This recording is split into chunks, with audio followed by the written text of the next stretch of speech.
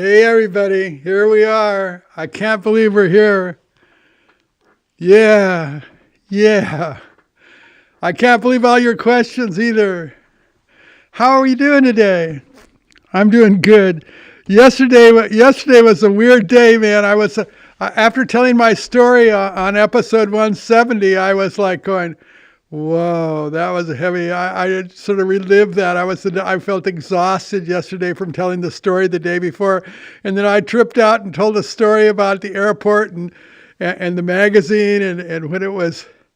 Yeah, man, you guys are triggering stuff in me, and I'm just letting it all flow. And I really appreciate all your comments and all your stuff.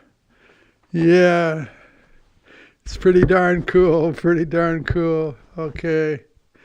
Um, yeah, let me adjust this microphone a little bit.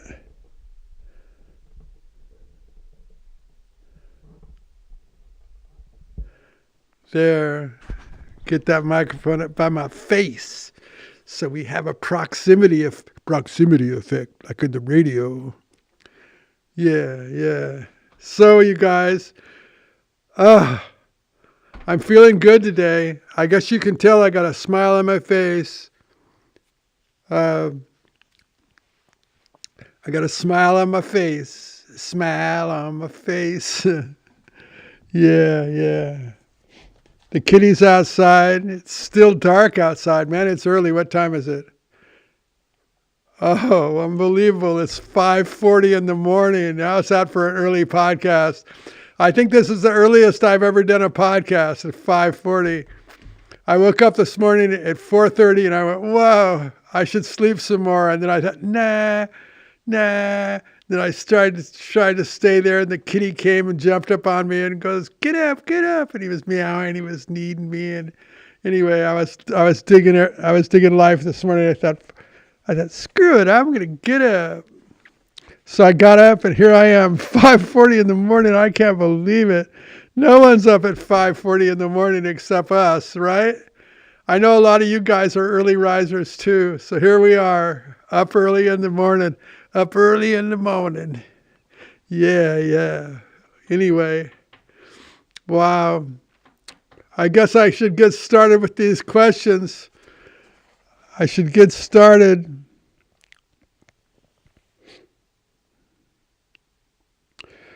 Bradley, you said you're in a band. You play. Do you know what I mean? That's cool. I'm glad you like that song. I kind of like that song too. But I don't want to play it. I don't want to go playing it for some kind of occasion, It just seems like that's just not me, man. I'm not very nostalgic. Although I tell all my old stories, so I guess that's nostalgia. So I'm just a walking contradiction. Yeah, contradictorily. Yeah. But I don't know. I don't feel like playing. Do you know what I mean? And everything. But I have been thinking about my 80th birthday because someone said I should have a party, and I could have a party at Killer Shrimp. Naturally, I have all those big space upstairs, holds hundreds of people. Maybe a couple of people would show up. I don't know. And somebody was saying something like I should charge I wouldn't charge for my party. That would be fucking crazy, man. I'm having a birthday party. How would you like to pay to go to it? Anyway, I wouldn't do that. I would just say maybe we should all just show up there on that day and party down, man. So put that on your calendar, November 24th at Killer Shrimp. We're going to be there. If you can be there, be there. If you can't be there, maybe we'll talk about it the next day and tell you how much fun it was. But that's what we're going to do. Or I'll chicken out at the last moment and say, no, I can't have a party. I've never had a birthday party. It's just not my thing. I don't feel like. But something about the 80th birthday, man. 80, 80. I could have a party at 80, I guess. I've never had a party. I've never wanted a party. I've always thought, why would I want a party to celebrate what? Anyway, but 80, I guess I could have a party at 80. Poison Dart, you're absolutely right. Somebody's looking out for me, man. I've thought about that a lot, All the crazy shit I've done, all the trouble I've gotten into, all the close calls I've had, so close to going to prison, so close to making that mistake and opening that magazine in the airport. Just there's something looking out for me. There's something going on. I don't know what it is. And I know you all have your interpretations of what's going on. Some people have the religious angle. Some people have the cosmic angle. Maybe they're one and the same, just with different names, you know. Yeah, I don't know. I don't know what it is, but something's going on, man. Something's washing up for me. Then I opened Killer Shrimp and it's wildly successful, and I think it's going to be the end of my life. Instead, it's a savior of my life. I released the record. Do you know what I mean? It's the B side. I don't even think it's the A side, and they wind up flipping it over and making it the A side. So it shows you I really don't know, but yet there's something. I don't know, but there's something guarding me, man. It's just so weird. I believe in karma. Maybe I have some karma left over from a previous lifetime or something, but like all this shit happens to me and it's so miraculous, and I just can't believe it. And I can't believe that you guys are so positive. It really blows my mind.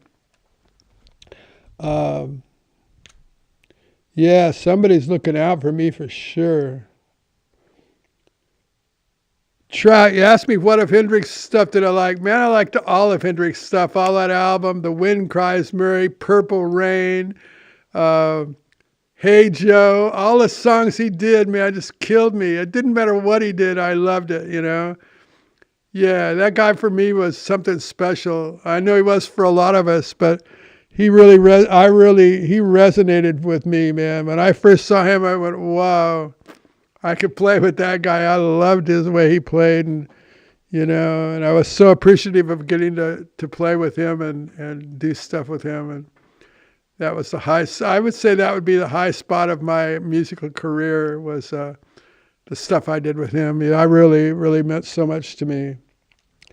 I don't know about the crowd size in Atlanta, if that was the biggest crowd I ever played for. I don't even remember how big the crowd was. Those festivals are just crazy. There's so many people. I have no idea how many people were there. And there are some gigs that are really memorable to me, but that wasn't one of them. Yeah. Like Kezar Stadium with Zeppelin in San Francisco, that gig, somehow that gig was really special. Now, I did other gigs with those guys. You know, I did gigs in Southern California with them and other places, but something about that gig at Kezar, that was really a special day. It really felt special, man. It was really special. Yeah. The Fillmore East was always special to me too. I just hit it off so well with those guys at the stage crew there. Those guys were all really smart, and they were all film students at NYU, and they were just smart as fuck, man. It was really good. And something about the East Coast energy. I always got along with people on the East Coast because they say shit. They say what they think, man. They don't fuck around. And I always related to the Fillmore East. It's funny because I was from the West Coast, and you would think I would relate to the Fillmore West or better, but I related to the Fillmore East a lot. The Grande Ballroom in Detroit, man, I love that place. I related to the people in Detroit. The people in Detroit were great, man. It was a great, great town. I mean, it was devastated looking. It looked like a bomb had hit there, but the people, man, I really related to Detroit. And the Avalon Ballroom in San Francisco meant a lot to me too. I had memorable gigs there. So that I would say those were the memorable gigs. The Whiskey also, and the Action Club where I played in Santa Monica Boulevard for a whole year and a half. That was a memorable. God, so many memorable experiences, you know. Blah, blah, blah. Anyway. Chuck, you asked me about my song, Keep the Circle Turning. Well, it wasn't actually my song. Joel Christie wrote that song. He's a Venice guy. He was then the Venice guy. He wrote that song, man, and I just thought that was a great song, and I recorded it, and that was the A side on Do You Know What I Mean? And they flipped it over and played the other side, but that's really a great song, and I loved it. But I didn't write it. It wasn't my song. It was Joel Christie's song.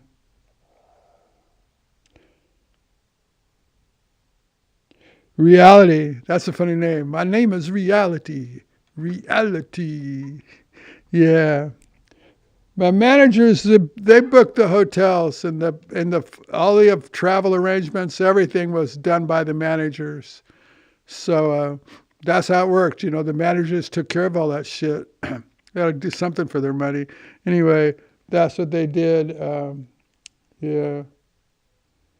And you asked me about Keith Knudsen and how I got together with him. I told that story before. Some people are asking me questions, and I said, "Did you watch the previous episode? I was talking about that." And I get the same questions over and over. But I needed a drummer. Joel Larson helped me out after Frosty quit, and he helped me for like 3 months or so. We recorded the 5th album during that time. I was on my way unstoppable. And then...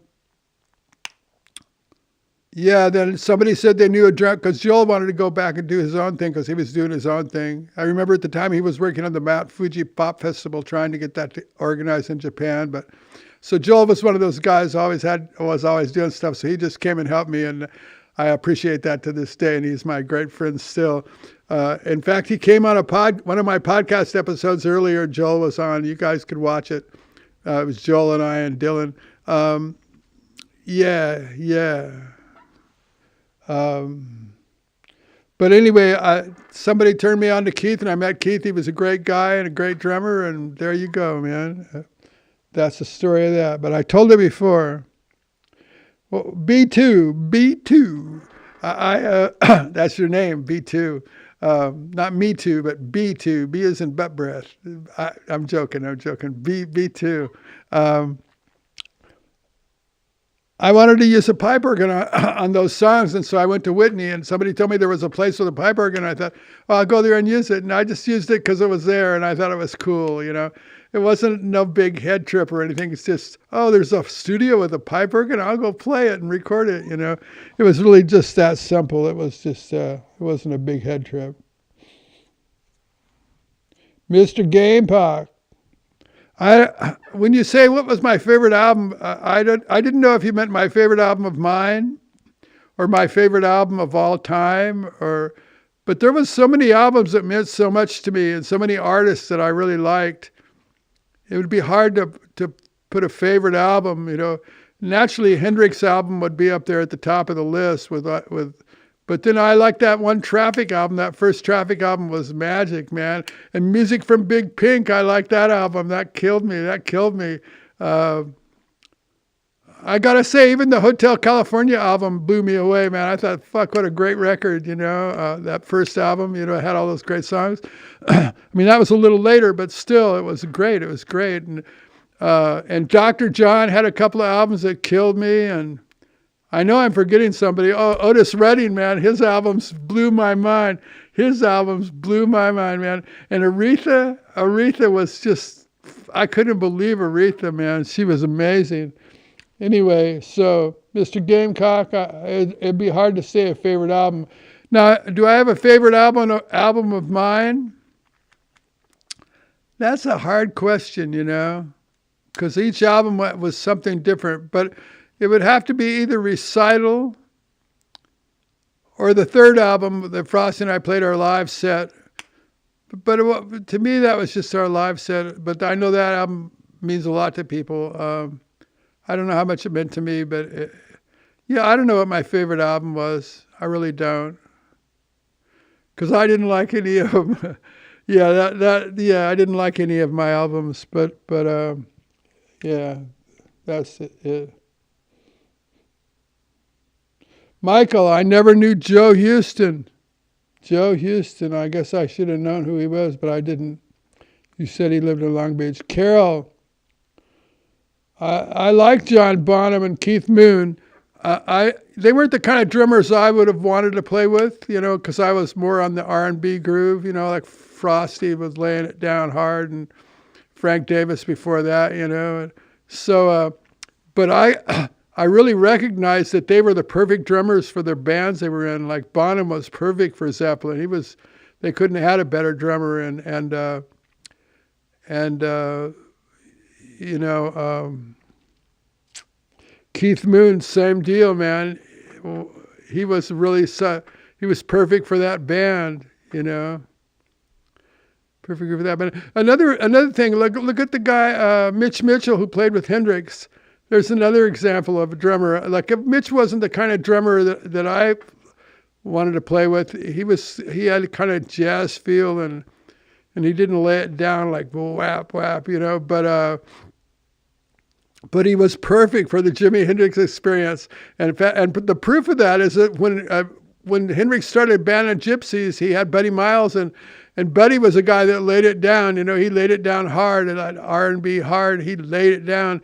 But their band wasn't nearly as good as the Hendrix experience, because sometimes magic happens, you know.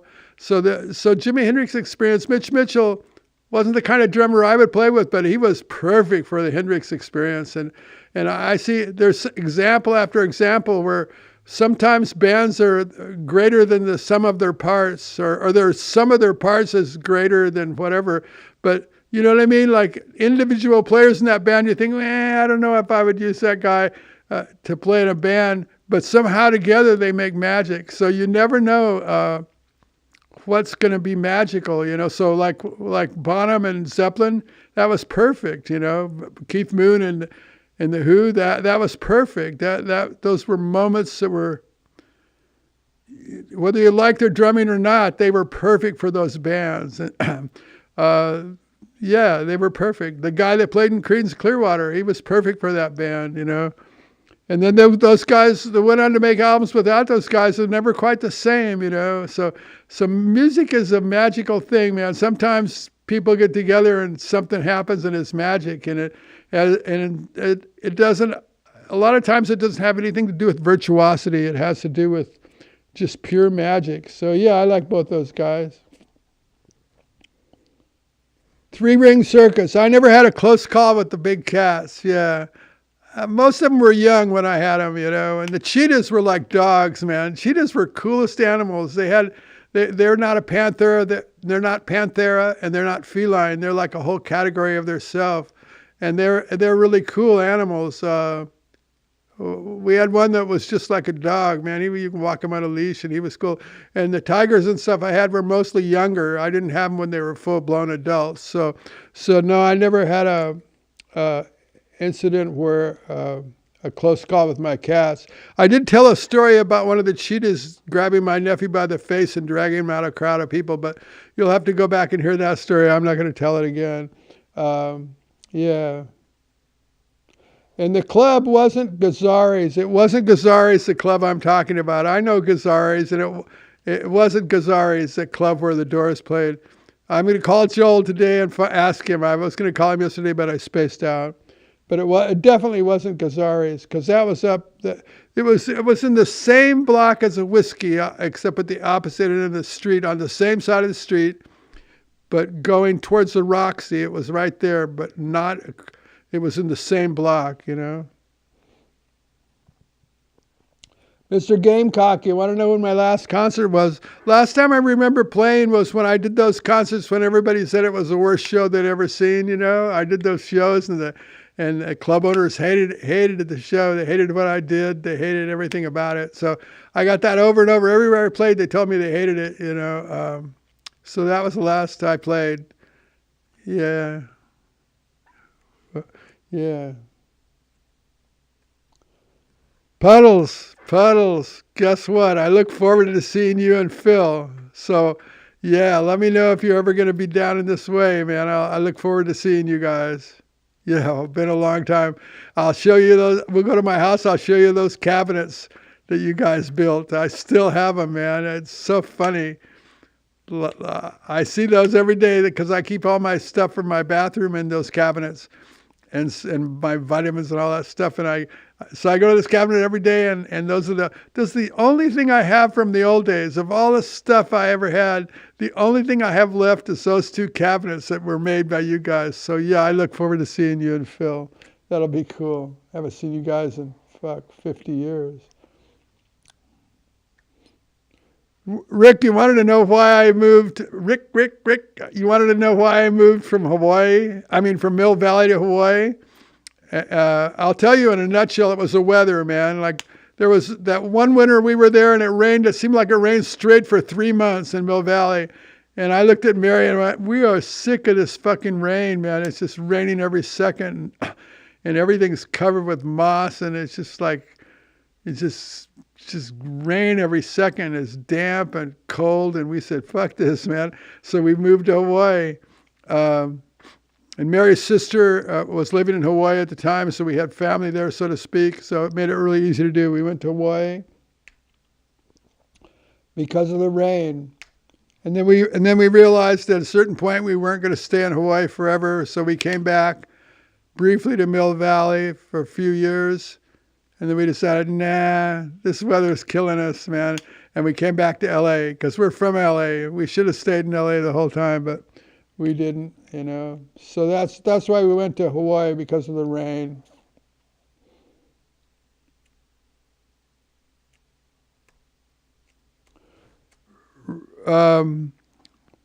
David, you asked me about, I'm going to sneeze. I can't believe it.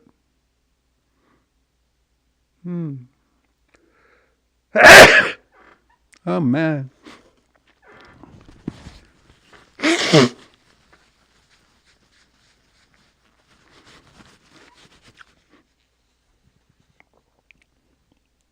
You asked me about those drugs, peyote and mescaline and mushrooms, and naturally I tried all that shit. Excuse me. And I didn't like it as much as LSD. So I didn't like shrooms that much. I didn't like mescaline or peyote. I didn't like it as much as LSD. And yeah, I didn't like it as much as LSD. Now, it's really funny, you know, I talked about, we used to use, my favorite way to take LSD was in eye drops and put it in your eyes. So sometimes if we didn't go to get as high, we'd only put it in one eye. So then we'd look in the mirror and one eye was all crazy looking. It's all dilated and weird because you put LSD in it. And the other eye is normal looking. So that was always a trip. So it was always a trip, like one eye is really high and the other eye is really normal. So anyway, that's what he did. I don't recommend it to my granddaughters. Gutter Dandy. I knew Rodney Bingenheimer. Yeah, I never went to his club because he started that after I was sort of gone out of his... You know, I knew Rodney when I was like just first starting out, when I was first coming up and in the 60s, you know. And he was around town and around Hollywood, and I was around town and Hollywood. And so I never like hung out with Rodney, but I knew him, and we always would say hi when we saw each other, and he was just a nice guy. He was always the good vibe, man. I liked that guy. But I never went to his club. Yeah. Gutter Dandy, I answered your question. Joey, you wanted me to talk about Randy and the Mesa Boogie thing, and when we did, man, we've done episodes on that. You got to go back and watch those episodes. I'm not going to waste everybody's time with that same old story. You know, Randy told the story. I've told the story. Yeah, go look it up. Yeah, but yeah, Randy. Yeah, I was there. I was lucky enough to be one of the players in that. If you go to Randall Smith,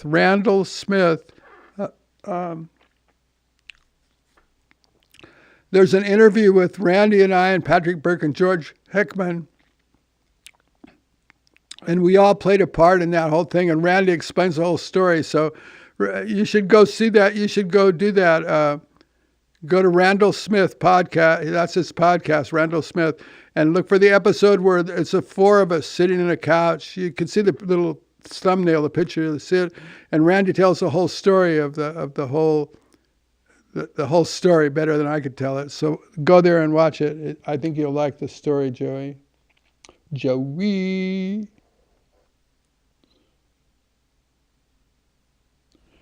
Get Fiddle. Yes, I did like Stevie Ray Vaughan, and he did have good tone, man. He had the badass tone. And you're absolutely right when you talk about his tone, man. He had tone. He was a player, man. That dude was a player. You know, some people are just players, you know. He was a player. I always liked his stuff, you know. I didn't own a lot of his albums or anything, but I liked his stuff. You know, you hear some people and you just have to acknowledge, man, they're the shit. They're the real shit. He was the real shit. It was really sad when that helicopter crashed and they all died. It was fucking helicopters. Too many people die in helicopters.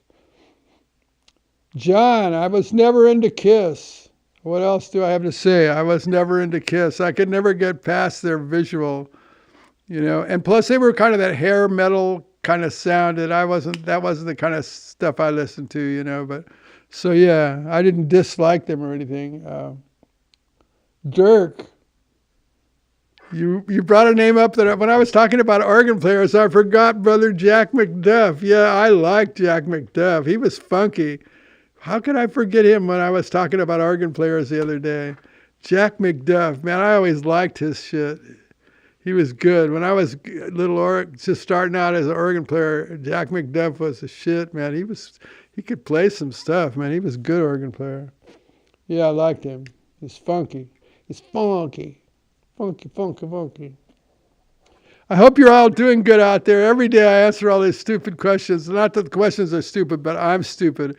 I answer stupidly your amazing questions. But yeah, I like doing it. It's kind of fun. Every day I've been thinking, man, when are they going to get tired of me answering questions? When am I going to get tired of answering questions? I'm sort of tired of answering questions, but then I get started and I like it. And then it reminds me of a story and I go places that I didn't expect. And so the unexpected, man, I have to admit, you guys are blowing my mind because you trigger things in me and I tell these little stories. It's pretty cool. Trout man, you're unrelenting, man. You always have multiple questions. I think that's funny, and the fact that you worked at Wilton's Pet Supplies in Mill Valley, that's even funnier, man. You know, here you are, man. You're still around, and you're still got the good attitude. So there you go. Yeah, Trout man. Yeah, Frank, they still have shows upstairs at Killer Shrimp. You know what a big deal is now is those tribute bands. They have all these tribute bands that, it's just the weirdest thing, tribute bands. They have every kind of tribute band you can think of. Every famous band, there's a tribute band. And they go out and play all the songs and they dress like the old band and everything. And you know what? Some of them are really good. And I always thought, I sort of discounted tribute bands, but I know there's a lot of really good players in some of these bands. And some people have told me that some of them are better than the original groups are anymore. Like some of the original group will play. The tribute band does a better job than the original group because the original group is all old and they're not playing like they used to. But the tribute bands are a little younger and they play their ass off. So we have tribute bands that play upstairs periodically at Killer Shrimp. We have special events, wedding receptions, all that kind of thing. We have a room upstairs holds like 350 people or 250 or some amount. Anyway, I don't have anything to do with booking those shows, but we do have that venue up there, and we still have shows there. And some of those bands are smoking hot, man. It's kind of shocking that the tribute bands are really good. Oh, Frank. Gilbert's, El Indio, man. I still go to Gilbert's. I guess I've just never ran into you there. You said you talked to Mario over there. I'll tell you a story about Gilbert's. I used to hitchhike from Hollywood. Me and a friend of mine, we would hitchhike all the way to Gilbert's from Hollywood. And this is before they had seating on the inside. At Gilbert's is just a little window on the street. This is in the 60s.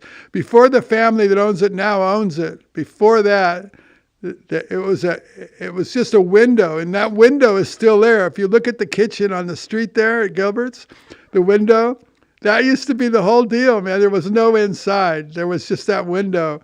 And we used to go and we hitchhike all the way from Hollywood. Can you imagine hitchhiking all the way from Hollywood to Gilbert's? That's just crazy, but that shows you where we were at. And it was really easy to get a ride. Then you stick your thumb out and people pick you up. We'd go down Los Angeles and go all the way to Pico. And then we'd hitchhike down Pico all the way to Gilbert's. And we'd get a burrito and we'd stand there on the street and eat it. And then we'd hitchhike all the way back. It took hours to do that too, yeah.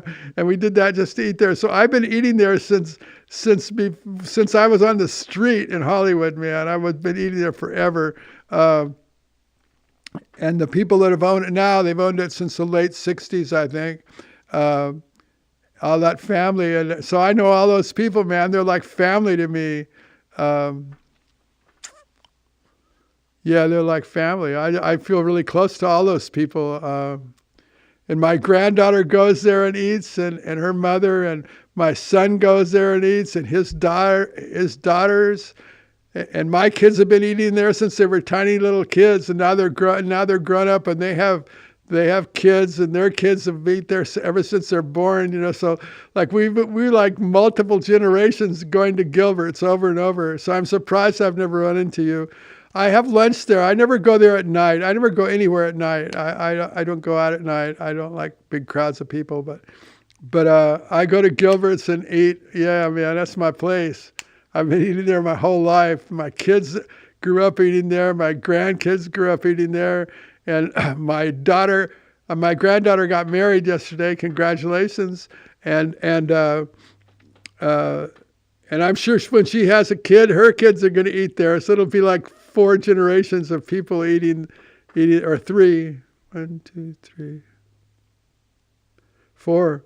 Yeah, generations of people eating at Gilbert's. So yeah, Gilbert's is part of my life. It's so funny you mentioned Gilbert's. So Frank, that really triggered me when I read your comment. I went, wow.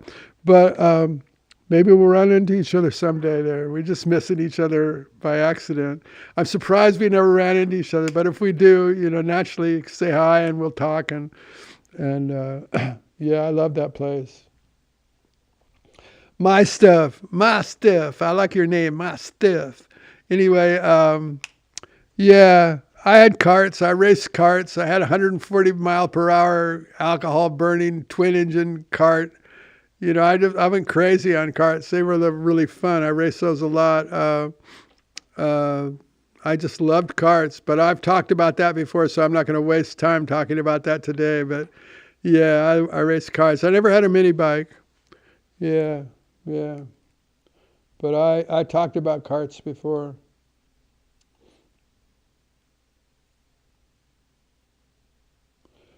.48 Tama. I don't swim in the Venice Ocean here in Venice. I don't go in the ocean. The Santa Monica Bay has always been kind of polluted, and it's cold as fuck, man. The ocean here is cold. It isn't like in Florida where the water's 80 degrees. You know, it's like cold here, man. The ocean is cold. And now since the fires, the big fires, they've been testing the bay, and it's super polluted. It doesn't smell and it doesn't look polluted, but it's really toxic right now. In fact, a lot of my friends won't go in the water. A lot of my surfer friends, they won't go in the water right now because it's so toxic, because the fires, all the runoff, and it's gone into the ocean, and they're testing it all the time. And Save the Bay is testing it, and it's toxic, man. It's toxic. So all the people that are still going in there and surfing, I think most of the people I know go up the coast now. They go south, you know, to get away from the bay because they don't want to surf in the toxic water. But some people are still surfing out there, and I hope it doesn't affect their long-term health, because they've been finding horrible chemicals in the water since the fire. If you're not from LA, I can't explain how devastating these fires were and how big they were, how giant of an area burnt, man. Just everything burnt, you know. And we all have friends whose houses burned. I don't know anybody who doesn't know somebody whose house burnt down.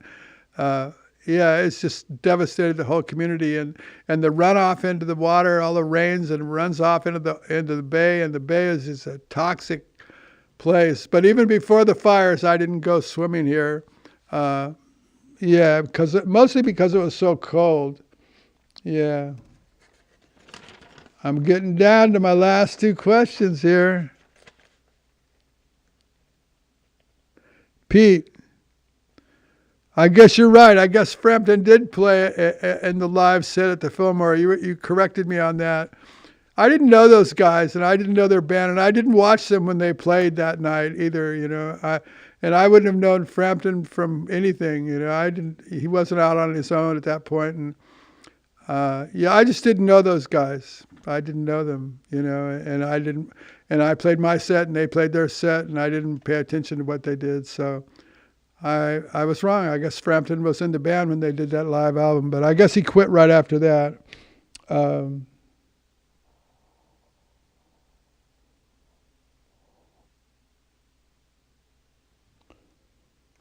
Carrie, this is my last question. Gary Wright. That's a funny name, man. I like Gary Wright's first album he did when he went solo, that Gary Wright. He was soulful sounding and funky. I kind of liked him. And then his later albums, it's so funny how people will do an album you really like and then maybe the next albums you don't like quite as much. But I really liked that one album he did, and I liked his singing style and his whole thing. He was soulful sounding to me. Anyway, I liked Gary Wright. Yeah, I liked him. Then I saw him one time on some kind of interview, and he was wearing a bathrobe after his set, and it looked like Playboy After Dark or something. I thought, oh, he's kind of not a funky guy, but his music was soulful and funky, so there you go. I guess the music's all that matters, but I remember being a little disappointed in seeing but he was a nice guy, but his personal style, it looked like, oh, I got my robe on after my set, and it got me, it felt weird to me. But anyway, I liked him, and I liked his music, and I'm sure he was a really nice guy, because I heard from people he was a nice guy. It's so funny, so many musicians are really nice people. I know there's exceptions to that. Maybe I was an exception to that, but no, there's really, I've found that musicians are really nice, most of them, but maybe most, what I learned from owning Killer Shrimp? I'll tell you something. Before I owned Killer Shrimp, I didn't know how people really were. I just imagined how they were, because we all have a certain amount of interactions in our life. And so we imagine the general public or the people in general a certain way. But after I owned Killer Shrimp, I really learned that everybody, for the most part, is really nice, man. People are just so nice, and I'll tell you that in case you don't know that. You probably already know that, all of you, but yeah, it's shocking how nice people are.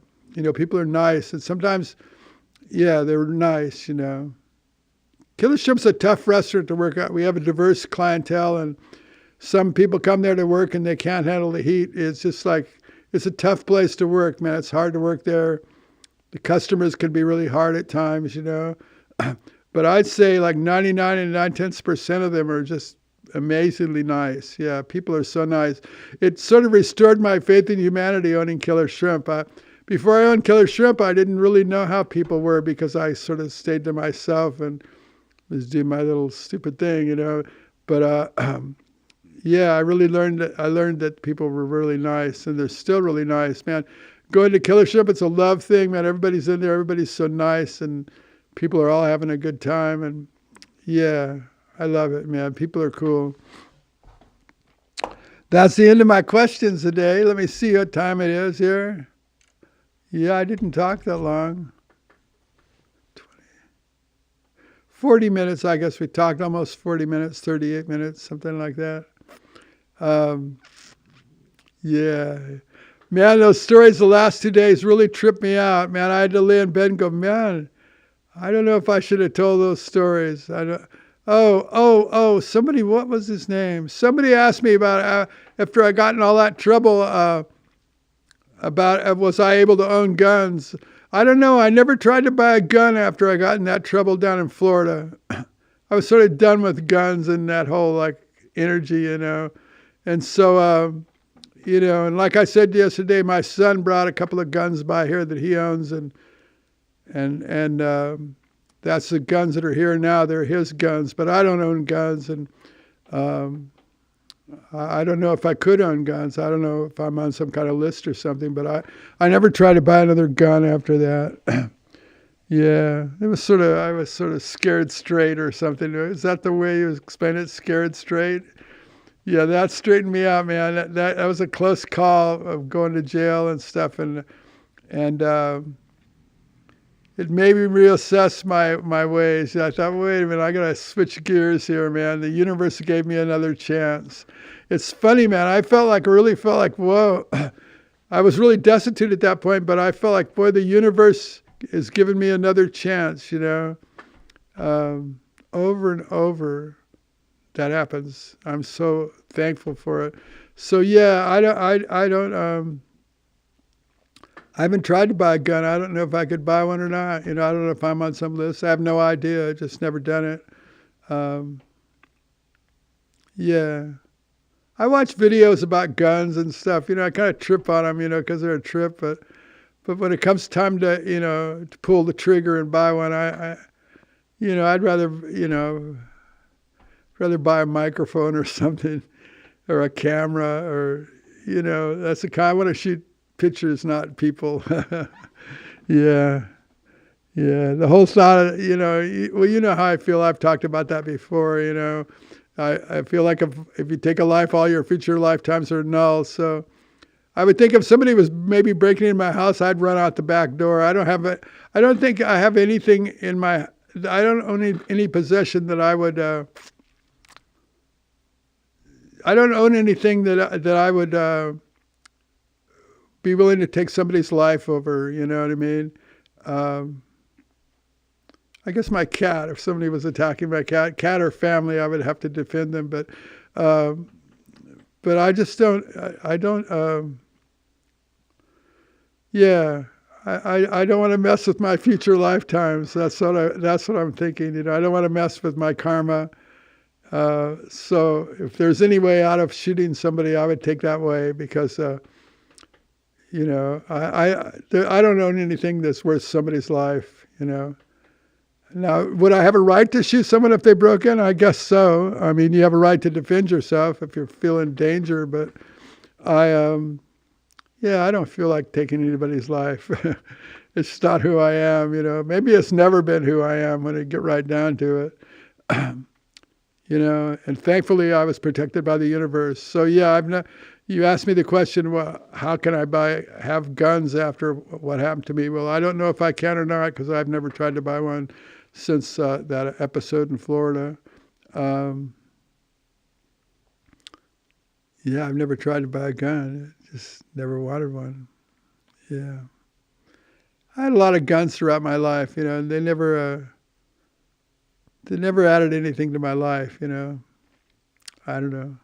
Here we go, getting serious. Anyway, I'm going to get out of here. I love talking to you guys. I tell you more than I should about myself, but I don't know how else to be with you.